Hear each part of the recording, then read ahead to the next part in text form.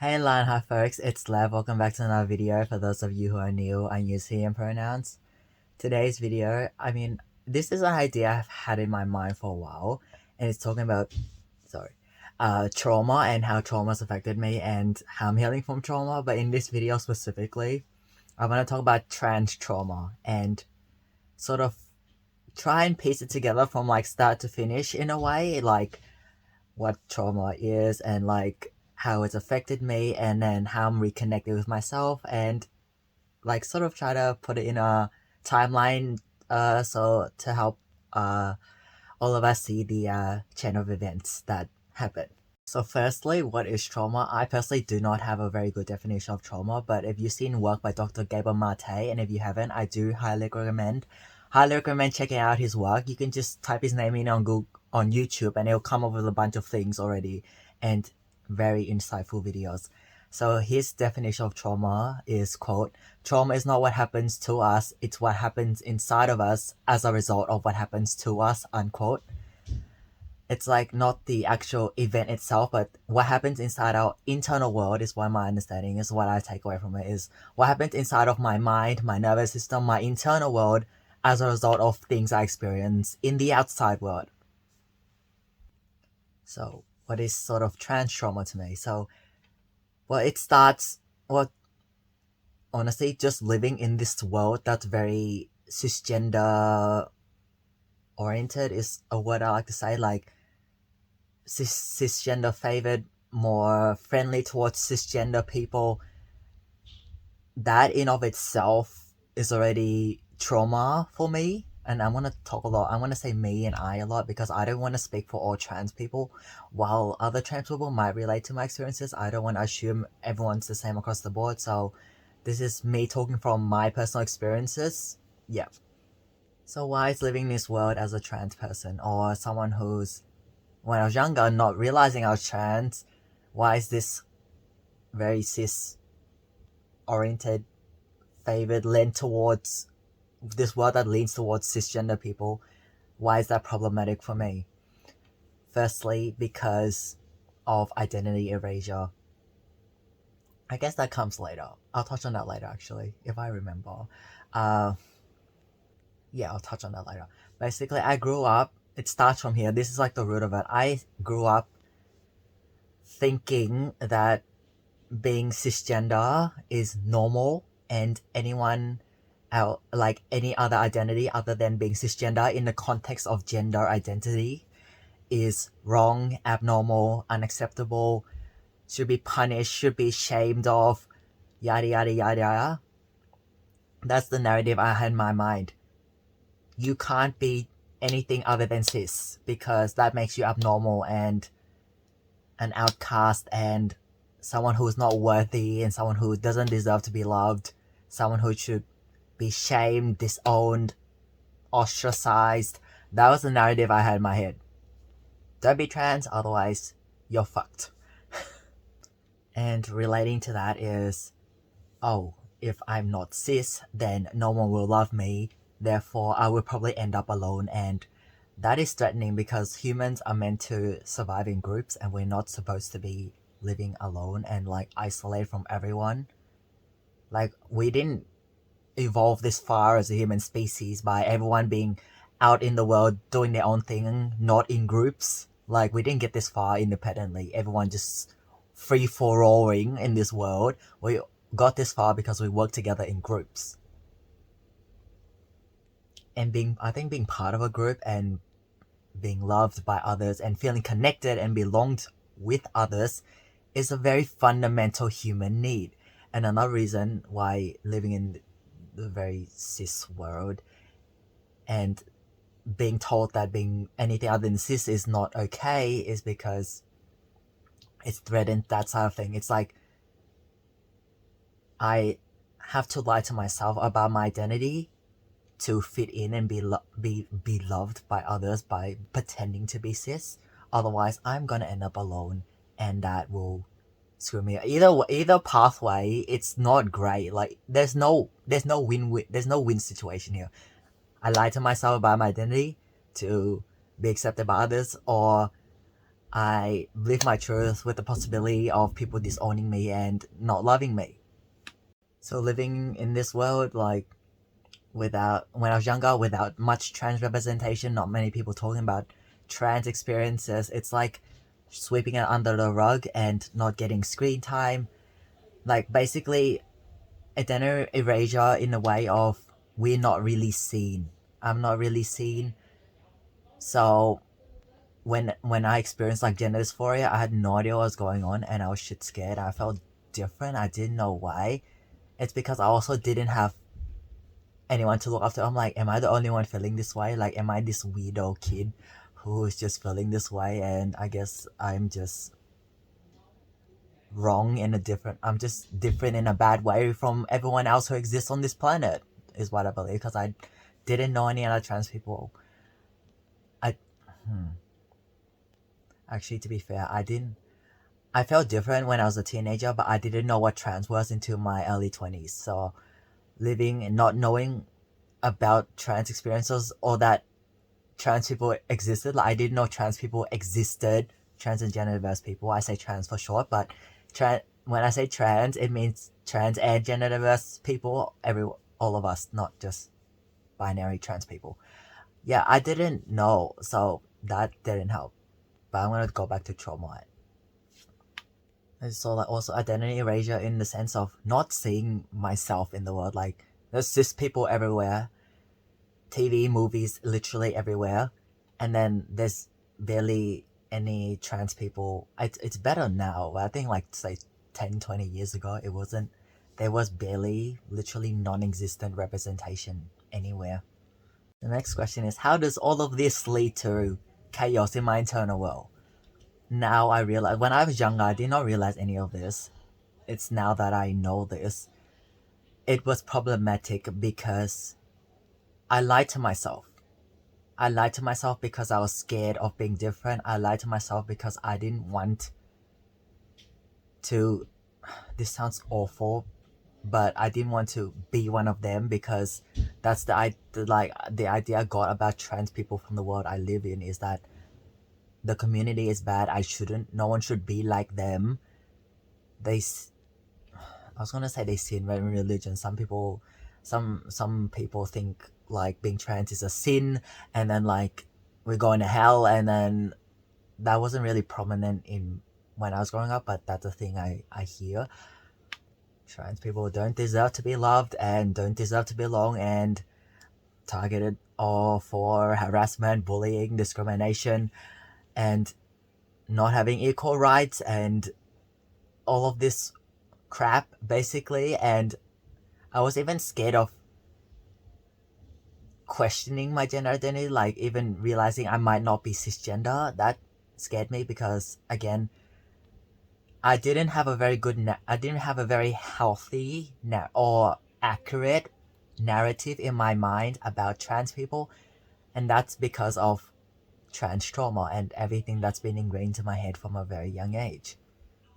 And as a result of that, I lied to myself because my conscious mind, the mind that I'm aware of, keeps denying and suppressing everything. My subconscious knew long ago that I am not cis, and that's something that I'm different in a way, and that I should start leaning into this feeling different and exploring it more, and not trying to lock it away deep down inside my core, like lock it away, incinerate the key and never touch it, sort of thing. That's what I've been doing like most of my life because I was scared.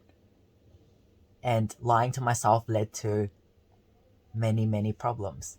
And I think that subconsciously did contribute to my depression, anxiety when I was a teenager, but more prominently when I started learning about trans experiences and realizing that trans people exist and that I might not be cisgender.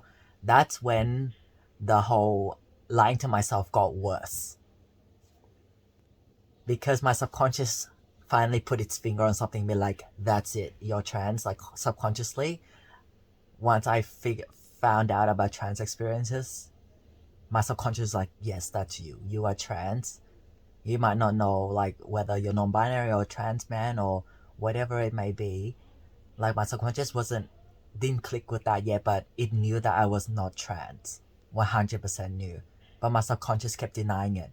And how I feel it inside was just this constant uneasiness, disconnect feeling, like I'm living my life, but I don't feel like I'm living as me. Like it's like World War III inside of me. Constant, yeah.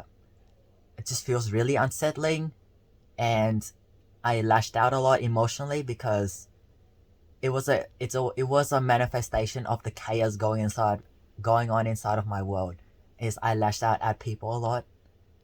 I responded emotionally, and it wasn't because the other people actually did something to set me off. It's because once again I'm projecting all of my chaos and unresolved, suppressed emotional baggage onto people because my subconscious has no other way to cope. And that whole thing was it trying to tell me, you can't lie to yourself anymore. Stop lying to yourself. Stop lying to yourself. Stop lying to myself. My conscious is like too scared, be like, nah, I'm not trans. No way I'm trans.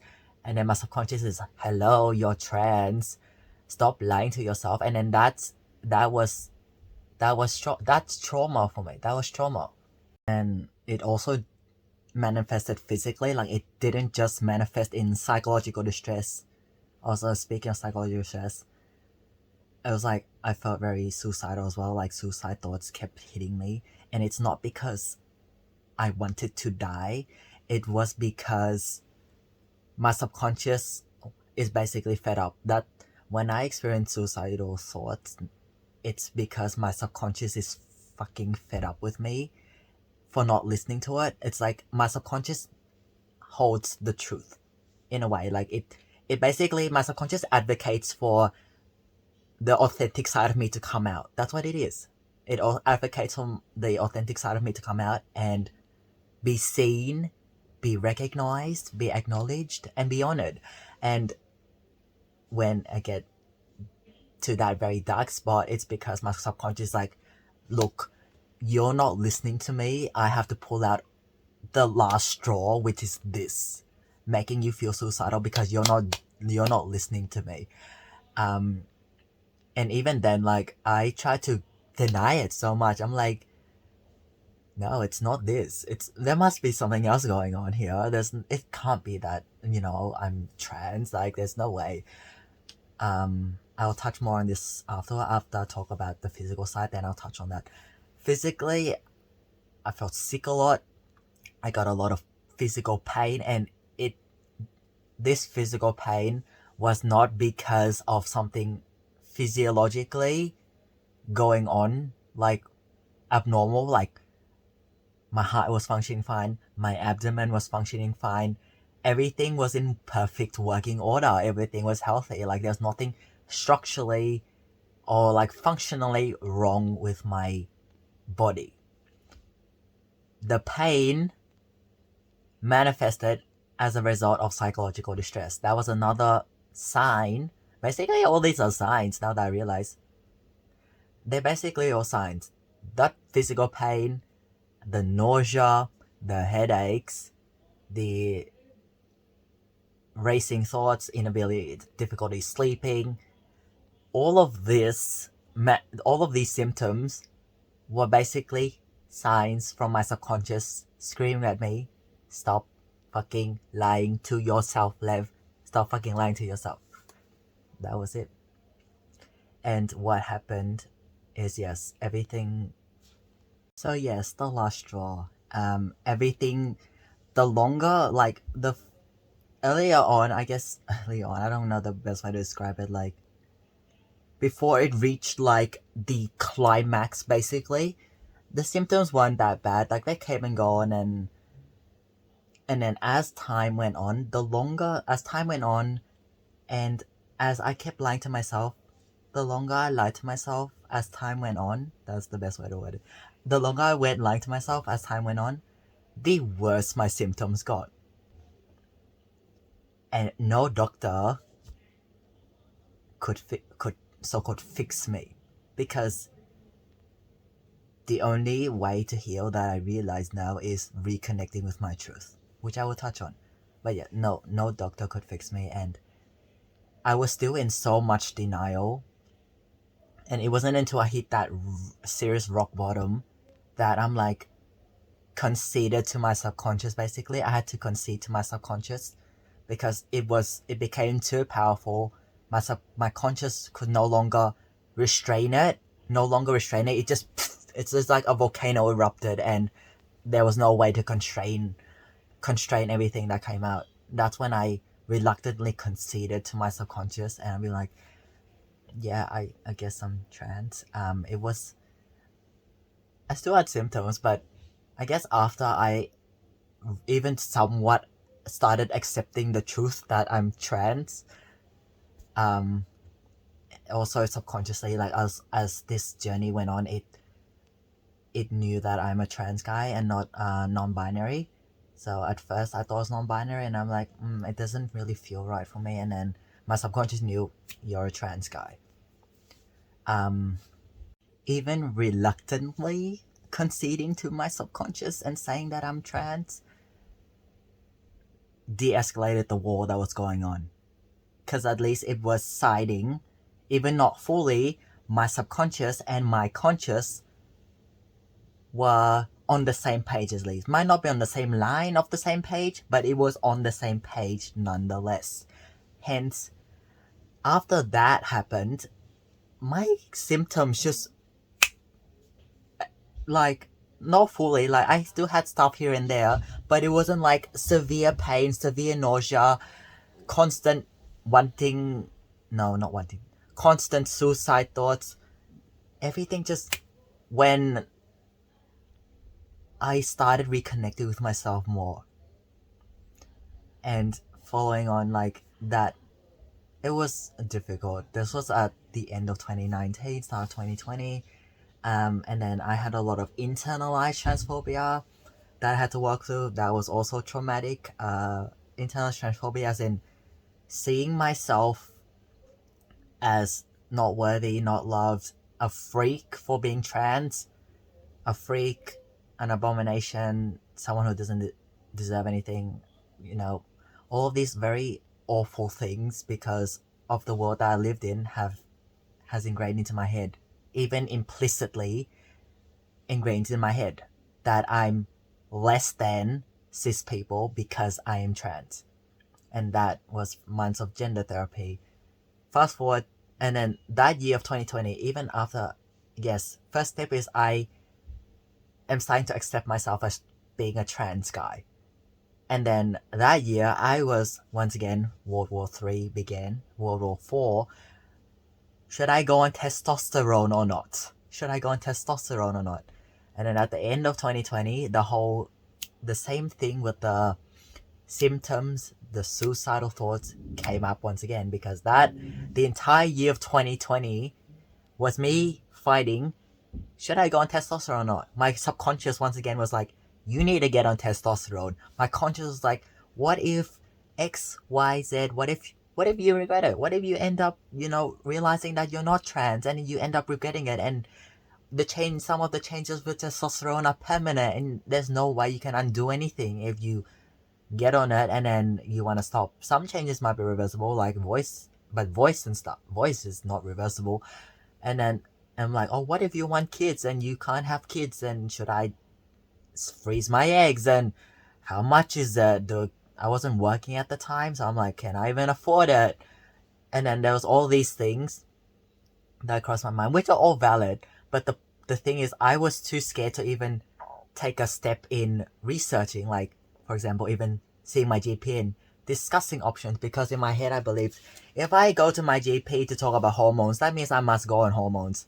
And I'm telling everyone now, or all the trans and gender diverse folks out there, or have, going, I mean, some cisgender people go on hormones for non-trans related reasons. So if you think of going on hormones for dysphoria and trans related reasons, what was I gonna say? Sorry, I should rewind it. If you're thinking of going on hormones or trans related stuff, it's okay to research about it. It's okay to speak to your health professional about it. starting the process, like getting information about it and talking about it, does not necessarily mean that you are sentenced to going on hormones if you don't want to go on hormones. Like, it's okay to talk to GP about it and realize maybe this isn't right for me right now, or I can't afford it, or whatnot. For me, I didn't start that process at all because I got scared of, I felt like, yeah, I was stuck. If I started, I cannot discontinue, and that's not true at all. After talking to my GP about hormones, I realized it is affordable for me. It was very affordable for me, and the child stuff, I thought eventually I'm out of my mind. Like, I don't want to keep suffering right now for the possibility of maybe wanting to have a biological kid in the future, because I don't know what I want in the future, because the Lev in 5-10 years is going to be very different to the Lev now in what he wants. So I'm just like, I can't keep sacrificing my health, my mental health, for the possibility of wanting something in future. And I'm like, the problem right now is that I feel very dysphoric, and there's World War IV going on. That's the priority right now. I go on testosterone, and at the start of 2021, I go on testosterone. And funny enough, again, regarding all the symptoms, once I got on testosterone, everything disappeared. I stopped feeling sick. I stopped getting severe chest pain. My abdominal pain, like, gone pretty much, like, or very minimal. It's unbelievable. And once again, that is because I started reconnecting with my truth even further. It's like, reconnecting with my truth, I don't see it as a one and done thing. It's not like, oh, I come out as trans, I'm done reconnecting with myself, finish normal work. It's like a constantly evolving thing, and it's constant work because I continue reconnecting with myself in different ways. Firstly, was coming out as trans and starting to socially transition, and then medically transition to further that reconnecting with my truth. And then at the end of this year, I'm getting top surgery, which will then further reconnect with my truth and stuff like that. So it's a never going cycle. Shouldn't say cycle, timeline. It's not a one and done thing. Back to the trans trauma self and reconnecting with myself. Healing, for me, healing from trauma has been a process of disconnecting from the unhelpful narrative that has dictated the way I live my life for so long, and rewriting the narrative on my own terms, breaking out of the existing narrative, rewriting my own narrative. I write my own narrative and how I live my life, not be dictated by the society and the not necessarily very friendly trans world. And in reconnecting, like, how did I reconnect with myself? Just to recap, is firstly, seeing myself in a different light, not seeing myself as a freak and less than human for being trans, but seeing myself as worthy, and starting to believe that it's okay to be trans. Like, that's something I'm still working on. There's a part of me that's still shame about this. I'm not like 100% healed, nor do I know if I'll ever be 100% healed, but I'm working towards that every day.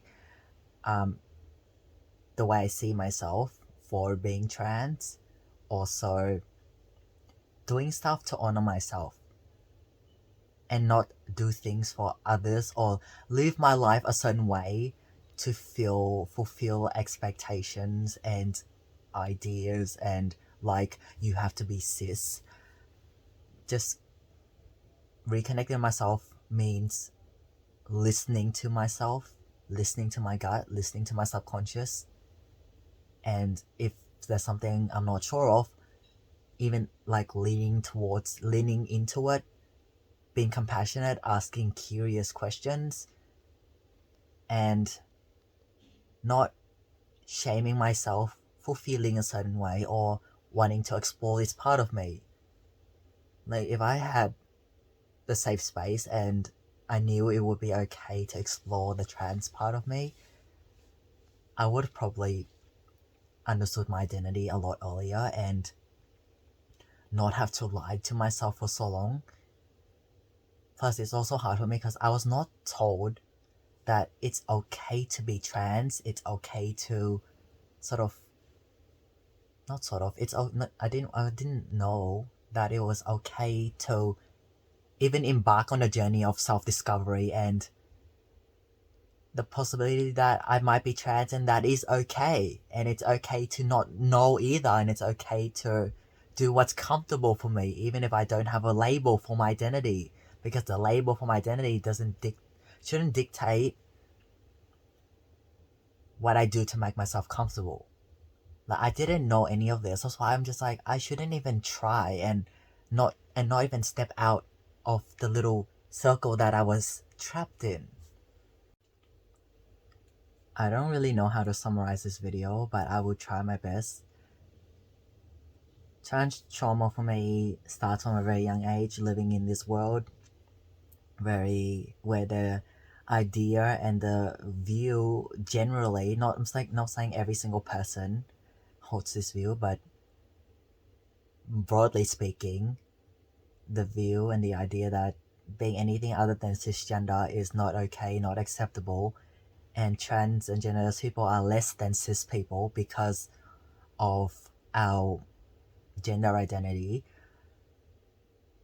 That plays into the narrative that especially young trans kids hold, and definitely for me, the narrative I held about myself, and whether I was willing to even explore this side of me because of fear. I didn't do that because of fear, and the narrative I have of being trans is bad and no-go zone.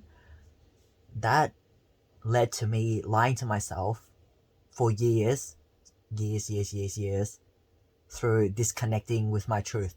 And in disconnecting with my truth and not walking and sort of go the opposite direction, like healing by reconnecting with my truth is this way, I ended up going backwards because my truth is over here, and my fears about how I'll be seen as a person led me to walk backwards in the opposite direction, which going this backwards was incredibly problematic, leading to psychological distress, me not being able to function properly, like being tormented in my own mind by my subconscious, because it wasn't actually torment, but it felt like torment because I was scared and I was in denial.